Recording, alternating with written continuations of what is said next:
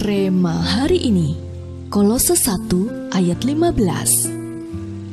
Ia adalah gambar Allah yang tidak kelihatan, yang sulung lebih utama dari segala yang diciptakan.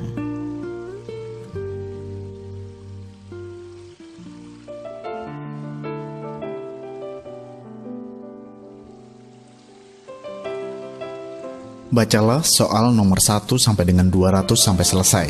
Demikian kalimat yang terdapat di soal nomor 1 pada lembar soal yang diterima oleh para siswa sekolah menengah negeri.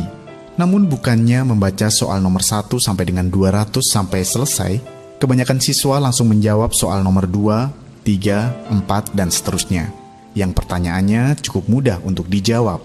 Hingga ketika para siswa pada umumnya baru mencapai soal nomor 50, tiba-tiba ada seorang siswa yang sudah maju ke depan dan mengumpulkan lembar jawabannya. Siswa yang lain tertegun. Bagaimana mungkin satu orang ini bisa menjawab 200 soal dengan waktu yang secepat itu? Setelah diselidiki, ternyata di soal nomor 190 disebutkan bahwa soal nomor 1 sampai dengan 200 tidak perlu dijawab. Anda cukup menulis nama dan nomor absen Anda di pojok kiri atas lembar jawaban. Berapa banyak di antara kita dalam kehidupan ini yang juga melakukan seperti apa yang dilakukan oleh para siswa di atas pada umumnya? Kita seringkali mengabaikan satu hal yang paling penting. Kita lebih memilih untuk melompat pada persoalan-persoalan yang kurang penting, atau bahkan tidak penting sama sekali. Hari ini kita diingatkan bahwa yang paling penting dalam hidup kita adalah Roh Kudus. Dia adalah penolong yang diutus Allah untuk kita, bahkan dia adalah gambaran pribadi Yesus sendiri yang akan terus menyertai serta menolong kita. Itu sebabnya Roh Kudus harus diangkat dan diletakkan di tempat utama, yaitu menjadi prioritas nomor 1 dalam hidup kita.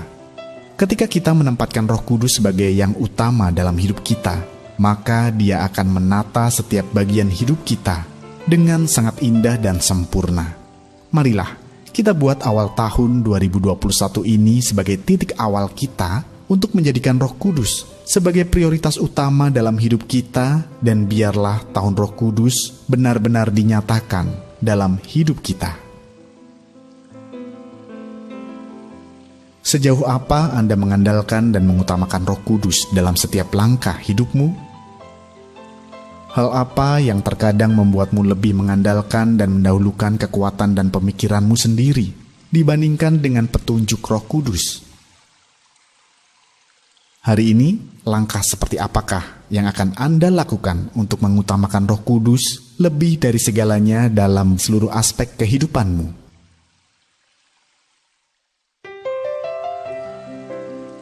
Allah Roh Kudus, terima kasih untuk firman-Mu hari ini. Engkau telah mengingatkan kami bahwa Engkaulah prioritas dan yang utama di atas segalanya. Tuntun langkah kami ya Allah Roh Kudus, sehingga kami bisa terus berjalan dalam hikmat dan petunjuk-Mu.